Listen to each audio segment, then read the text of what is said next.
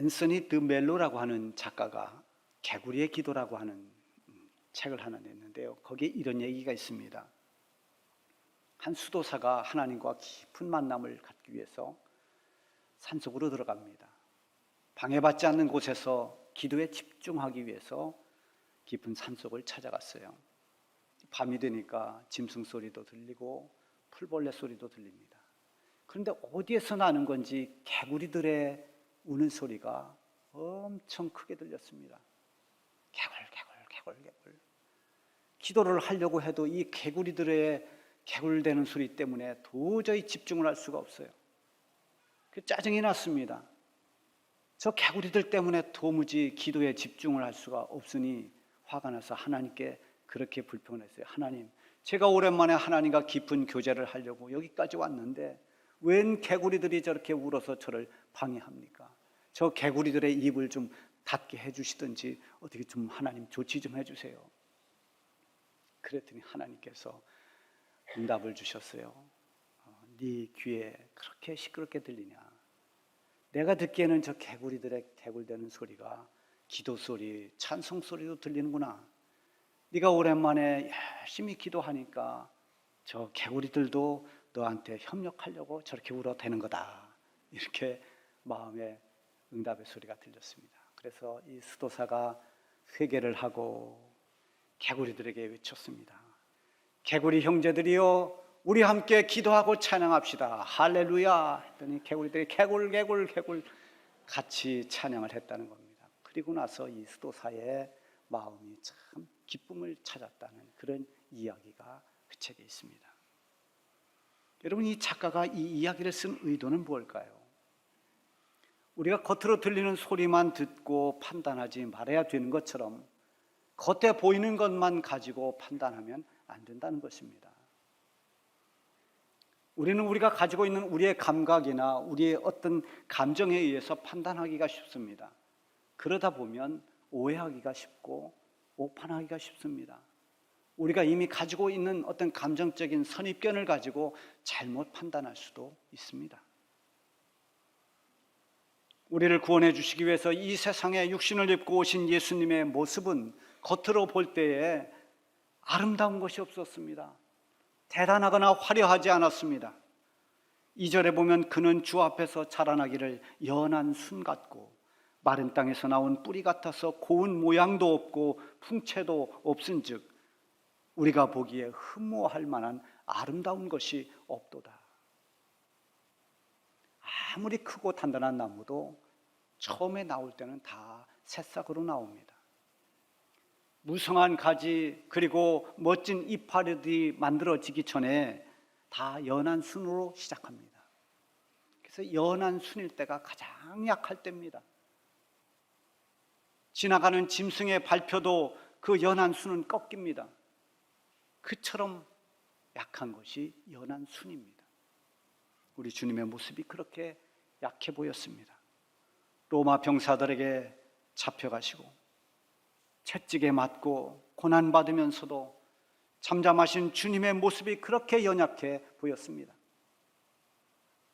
7절에 보면 그가 곤욕을 당하여 괴로울 때도 그의 입을 열지 아니하였으며 마치 도수장으로 끌려가는 어린 양과 털 깎는 자 앞에서 잠잠한 양같이 그의 입을 열지 아니하였도다.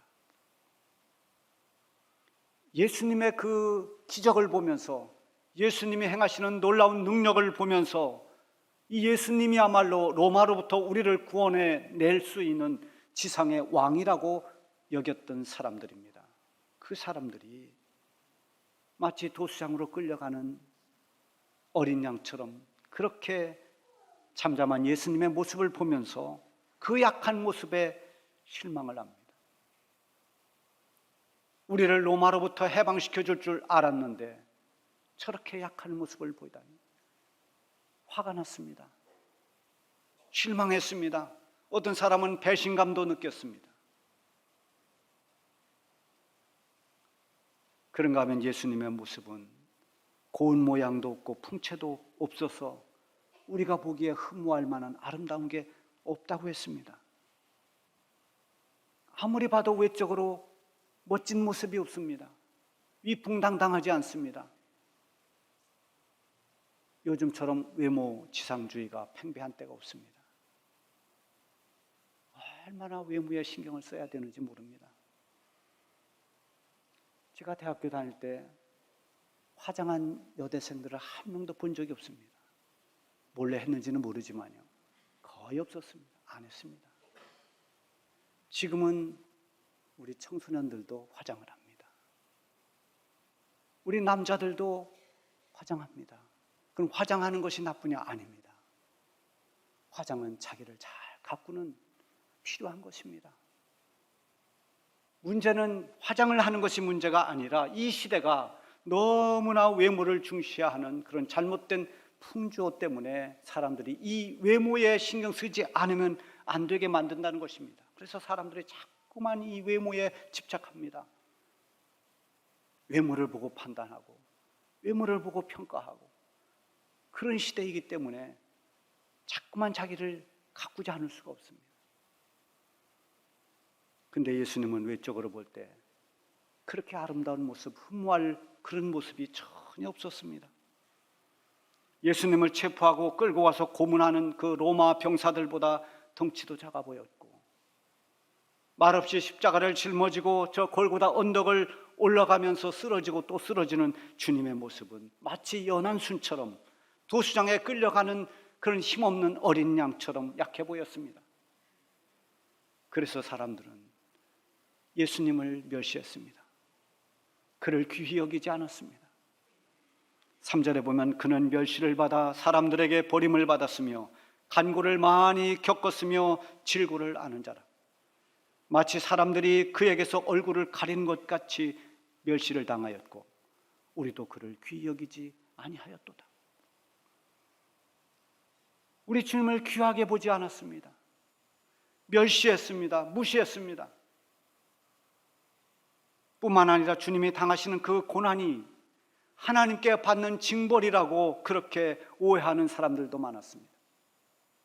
4절에 보면 그는 실로 우리의 질고를 지고 우리의 슬픔을 당하였거늘 우리는 생각하기를 그는 징벌을 받아 하나님께 맞으며 고난을 당한다 하였노라. 저 예수란 사람은 지금 하나님께 벌을 받고 있는 거다, 징계를 받고 있다, 이렇게 비웃었습니다. 이사야 선지자가 장차 오실 메시아, 즉 예수님에 대한 예언을 하면서 지금까지 강조한 것이 무엇인가? 인간을 구원해 주시기 위해서 메시아로 이 땅에 오시는 구주가 되시지만 그분을, 예수님을 오해했다는 것입니다. 잘못 알았다는 것입니다. 알아보지 못했다는 거죠. 그래서 예수님을 멸시하고 예수님을 조롱하고 예수님을 귀하게 보지 않았습니다. 사람들은 예수님을 오해했습니다. 저렇게 연약할 수가 있을까? 저렇게 한마디 대항도 못하고 끌려갈 수 있을까? 정말 실망스럽다. 우리 예수님이 정말 약해서, 힘이 없어서 그렇게 끌려갔을까요? 능력이 없어서 로마 병사들에게 끌려가서 고문당하고 죽었을까요? 예수님은 귀신을 내어 쫓고 바다와 미친 바람을 잠잠케 하셨고 죽은 자를 살리시는 그런 놀라운 능력을 가지신 분입니다. 그런데 예수님이 약한 자처럼, 비천한 자처럼 그렇게 버림받고 짓밟히고 죽으신 것은 바로 죄인된 인간을 구원해 주시기 위함이었습니다. 다시 말해서 우리 때문에 겪은 고난이라고 하는 것입니다. 5절에 그것을 명쾌하게 밝히고 있습니다. 그가 찔림은 우리의 허물 때문이요 그가 상함은 우리의 죄악 때문이라. 그가 징계를 받음으로 우리는 평화를 누리고 그가 채찍에 맞음으로 우리는 나음을 받았도다. 주님의 죽으신 십자가의 죽음은 상상하기 어려울 만큼 고난이 큰 그런 죽음입니다. 단두대에서 목을 잘리는, 아니면 교수대에서 교수형에 처하는 그런 단번의 죽음이 아니라 너무나도 끔찍한 죽음을 죽어야 했습니다. 당시에 로마 시민권을 가진 사람들에게는 이 십자가형을 처하지 않습니다. 너무 잔혹하기 때문입니다. 십자가의 양손과 발을 못을 박습니다. 그렇게 손과 발에 못이 박힌 채 온몸에 피가 흘러내리면서 견딜 수 없는 목마름과 고통을 견디며 오랜 시간을 피 흘리다가 서서히 죽어가는 것입니다. 그뿐만이 아니라 예수님은 십자가 처형을 받으시기 전에 로마 군사들에게 참혹한 고문을 당했습니다. 예수님을 내리쳤던 그 채찍 끝에는 납덩이가 달렸습니다. 한 번 내리칠 때마다 살점이 묻어나옵니다. 그 채찍에 맞은 예수님의 온 몸이 성한 곳이 없었습니다. 그렇게 고문당하고 그 몸으로 자신이 매달릴 십자가를 등에 지고 골고다 언덕을 올라가야 했습니다. 여러분, 20년 전에, 그러니까 2004년도 4월 달에 미국의 한 영화가 개봉됐는데요. 패션 오브 크라이스트라고 하는 영화입니다. 이게 한국에 들어와서 우리 크리스찬들이 얼마나 많이 보면서 울었는지 모릅니다. 그런데 거기에 나오는 화면을 보면 너무너무 리얼하게 표현했어요. 그래서 차마 화면을 쳐다보지 못하는 사람들도 있고 그냥 울기만 했던 사람들도 많았습니다. 너무 잔인한 장면이 많아서 저는 그 장면을 영상 자료로 활용하는 것을 저는 원하지 않습니다. 주님의 고난당하신 그 고난을 마음에 새겨 하는 것은 당연한 일이지만 너무 그 죽음에 대해서 피 흘리고 못 박히고 가시면류관을 쓰고 창에 찔리고 채찍에 맞아서 살이 묻어나는 그것만 묵상하면 안 됩니다. 그러면 슬프고 마음 아프고 그리고 눈물만 흘려야 됩니다.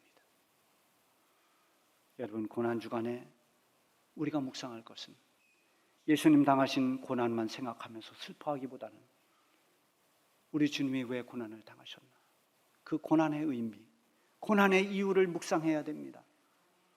예수님의 그 끔찍한 순환을 묵상하기보다는 왜 예수님이 저렇게 고난을 받으셔야 했는가에 초점을 맞춰야 됩니다. 그러면 슬픔을 넘어서 감사와 감격이 터져나옵니다. 내가 누군데 나를 위해서 주님이 십자가 지셨는가? 나 같은 죄인을 위해서 주님이 그렇게 고난받으셨구나. 예수님의 고난은 오늘 말씀에 있는 것처럼 우리 때문입니다. 이사야 선지자의 예언대로 우리 때문에 예수님이 찔리고 상하고 징계받으시고 채찍에 맞으셨습니다. 무엇보다도 우리의 허물과 죄 때문에 주님이 고난당하셨습니다. 로마서 6장 23절에 보면 죄의 삭은 사망이다. 죄는 반드시 멸망하게 되어 있습니다. 하나님의 심판을 받아야 됩니다. 죄를 해결하지 않은 채 하나님의 구원을 받을 수 있는 사람은 없습니다. 죄인에게 하나님의 구원이 주어지지 않습니다. 그런데 사람이 사람의 죄를 대신할 수 없습니다. 왜냐하면 모든 사람은 죄 아래 있기 때문입니다. 그래서 하나님은 죄 없으신 하나님의 독생자이신 예수님을 이 세상에 보내주셨습니다. 인간의 몸으로 오신 예수님은 죄인들을 위해서 자신이 속죄 제물이 되었습니다. 사도 요한이 예수님을 알아보고 말합니다. 보라, 세상 죄를 지고 가는 하나님의 어린 양이로다. 예수님이 우리 모든 죄인들의 죄짐을 짊어지고 대신 십자가에서 죽으신 것입니다. 십자가에서 흘리신 예수님의 그 피가 우리의 모든 죄를 다 씻어주셨고 예수님의 그 죽음이 우리의 죽음을 대신했습니다. 예수님이 우리의 모든 죄짐을 대신 짊어지신 것입니다. 이제는 누구든지 예수님을 믿기만 하면 그 은혜를 힘입어서 믿음으로 구원을 받을 수가 있습니다. 우리도 그렇게 구원받았습니다. 예수님 오시기 전에 과거의 구약시대에는 죄사함의 의식이 짐승을 잡는 겁니다. 내 죄를 대신할 양을 잡아서 나 대신 양이 죽고 그 피를 제단에 뿌려 속죄 제사를 드렸습니다. 그러나 그것은 한계가 있습니다. 이례적인 것입니다. 그때의 죄에 관한 것입니다. 근본적인 죄 사함이 될 수는 없습니다. 그런데 예수님이 친히 속죄 제물이 되셔서 단번에 죄의 문제를 완벽하게 십자가에서 해결하셨습니다. 이제 우리는 더 이상 송아지를 가지고 성전에 오지 않습니다. 염소를 끌고 오지 않습니다. 예수님이 이미 나를 위해 속죄 제물이 되어 주셨기 때문입니다. 히브리서 9장 12절에 보면 염소와 송아지의 피로 하지 아니하고 오직 자기의 피로 영원한 속죄를 이루사 단번에 성소에 들어가셨느니라. 우리 주님이 이미 우리의 모든 죄 때문에, 허물 때문에 그 모든 걸 짊어지고 십자가를 지심으로, 십자가에서 피를 흘리시고 죽으심으로 우리의 모든 죄를 사해 주시고 우리를 구원의 길로 인도해 주신 것입니다. 그리고 또한 우리의 화평과 치유를 위해서 고난받으셨습니다. 본래 우리가 죄 가운데 있을 때는 하나님과 막힌 담처럼 교통할 수가 없었습니다. 하나님께 나아가는 길이 막혔습니다. 하나님과 화평의 관계가 아니었습니다. 그러나 예수님이 대속의 죽음을 죽으시면서 하나님과의 막힌 담이 무너졌습니다. 예수님이 십자가에 달려 돌아가실 때 신기한 일이 하나 벌어졌습니다.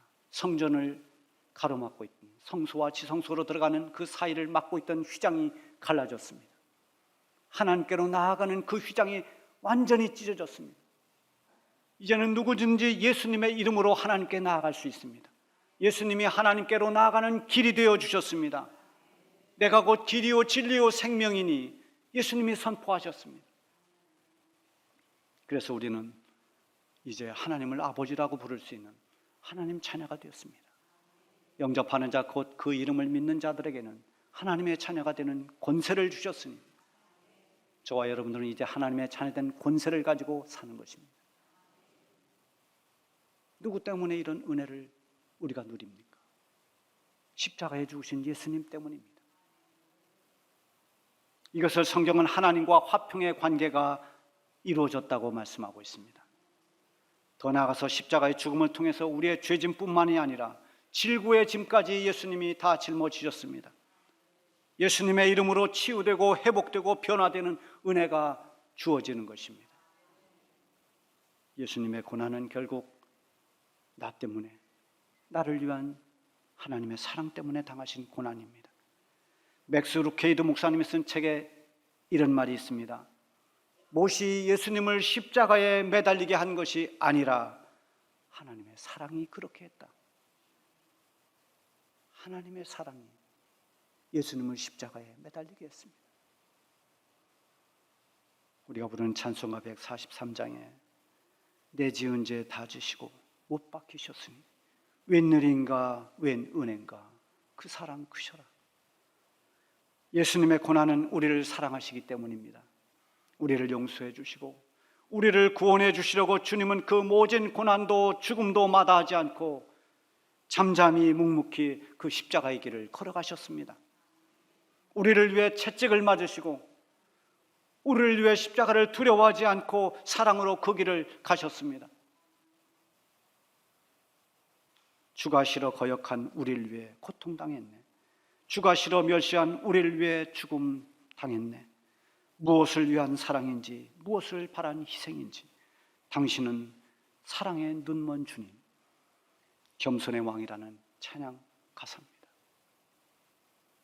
사랑의 눈먼 주님은 우리 때문에, 우리를 위해서 참혹한 고난과 십자가의 죽음을 다 끌어안고 가셨습니다.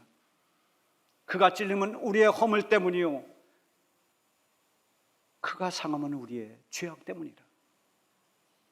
우리 때문에 찔리고 상하신 예수님은 지금도 우리를 사랑하시기 때문에 우리와 함께 계시고 우리의 가는 길을 인도하고 계시는 사랑의 주님이십니다.